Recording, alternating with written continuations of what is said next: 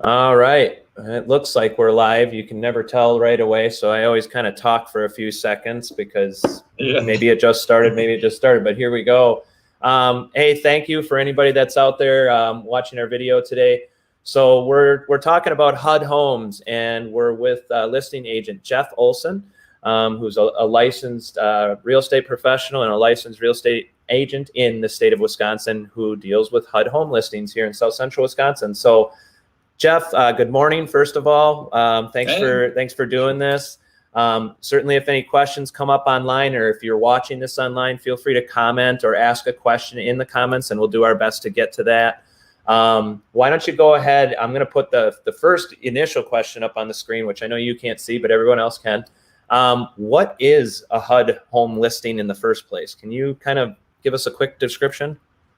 Yeah, I mean, I get asked that question a lot because people tend to think that all bank-owned properties are the same, as far as HUD and Fannie Mae and, all the different asset management groups that handle bank-owned properties.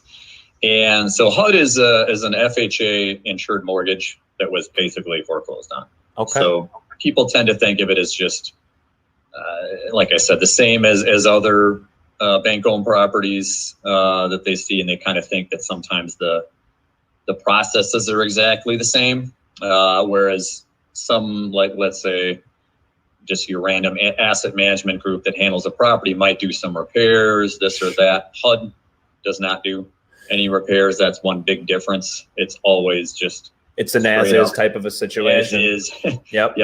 As is. So yeah, that's kind of one of the big differences. Everything is very straightforward, just black and white. I think that's what's really, I think you just really hit it for me on what is so unique about them, and the fact that you could have a quote unquote bank owned foreclosure property listed out there anywhere in the state by many different asset managers, many different banks, and they could all have different rules, different things they're willing to do, different ways they negotiate, different ways they take money. But with HUD, man, it's federal. It's really spelled out, and that's what we're here to talk about.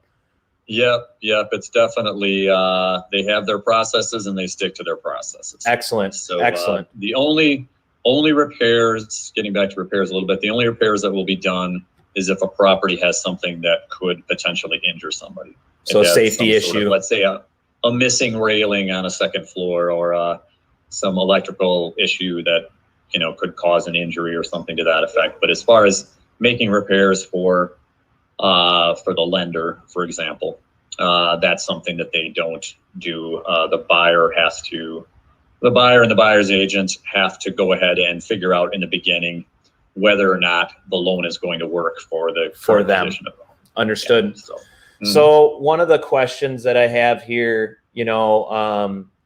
that we get a lot, that I just put up on the screen, like from agents, but is like, what could be holding you back from bidding on a HUD house? What are your reservations? And I know from the limited amount of experience I've had representing a buyer in this situation, one of those was like being worried that they were going to have like cash the day they won the bid or whatever. Yeah. Can you talk a little bit about the bidding process, or like that first initial part? Like, let's say, Yeah, so people tend to think when they hear the word bid, they tend to think of auctions, like auction.com or some of these auction companies, and they tend to think that it's similar to that, where it is a bid process, but there's not that moment you win the bid. Basically, you get a congratulatory email basically saying, hey, notification of bid acceptance, your bid has been accepted, please move forward, So you don't put money down at that moment or anything like that. There's not, what you do is in that next couple days, you're going to get everything going as far as there's a checklist that you go through with, to get yourself in order, basically. Sure. Where you're getting your earnest money together, you're getting your pre-approval letter, getting your title company chosen, and then you get your certified check for whatever the amount is, depending. Well, HUD has a pretty straightforward. Most of the time, it's $1,000. So if it's between, I believe it's 50 and 150,000, or 50 and 250,000, it's $1,000 earnest money, and then below 50, it's 500. Okay. Most of what we get is between 50 and 250. Well, and So I think that the majority of the time, the important part about what you're saying right now is that people shouldn't feel like it's an auction.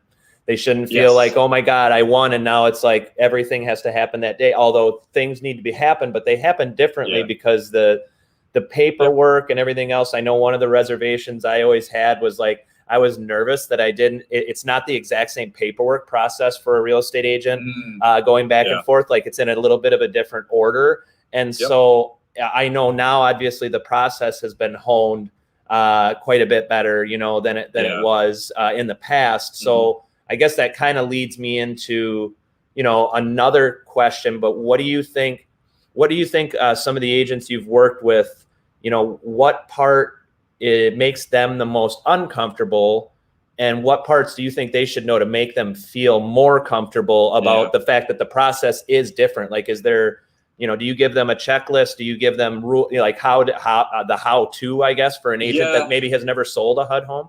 Yeah.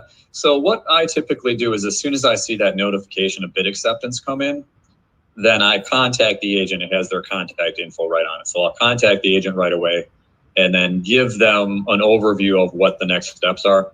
So I'll get a hold of them and say, hey, here's what you need to do today. Here's what you need to have done by tomorrow. Get these things done, and let's touch base again later tonight, see where you're at with it, and then move forward from there.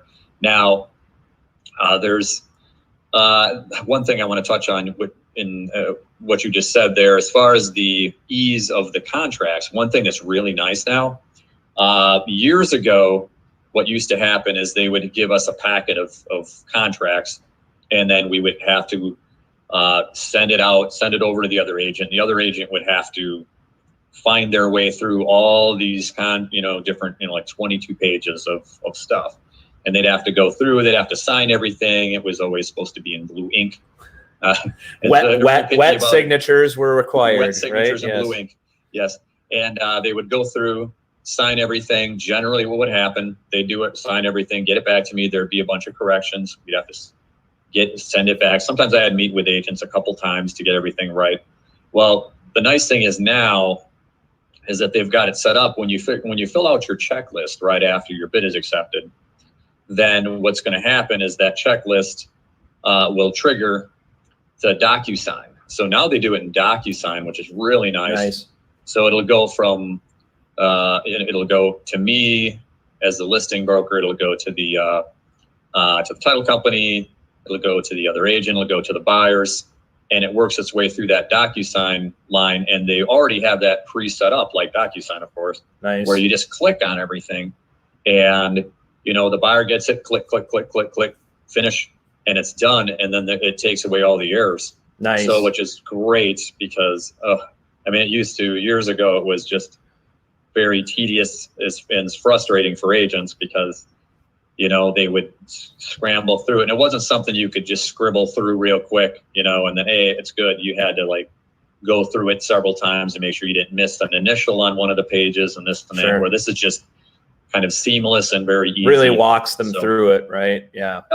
Yeah. DocuSign. Yeah. Excellent. So it just click, click, click, click, click. So we do have, the only other question, I do see one question coming up. Oh, by the way, for everybody watching this, we'll put down in the comments too. And if you look up on any one of the channels you're watching this on right now, you could look in the history or whatever, but successfully selling HUD homes. There's a great, informational type video put together by Jeff and Rick Bernards here at RE/MAX Preferred, with just answering some of those questions on how that goes. I think it's really important for everybody to understand too. And then the one question was just that how would you like, what's the best piece of advice you would give an agent that's going to go look at and write on one of these properties? What's the best, I guess, first piece of advice? And I'm just going to say a piece of advice you gave me a while back, which was read the instructions. And I don't want to sound mean or rude. But I know reading the instructions, because a lot of the information is out there, was always really helpful. Yeah, it's pretty detailed, but I always tell people too, if they have any questions, just call me. Just, I can walk you through it.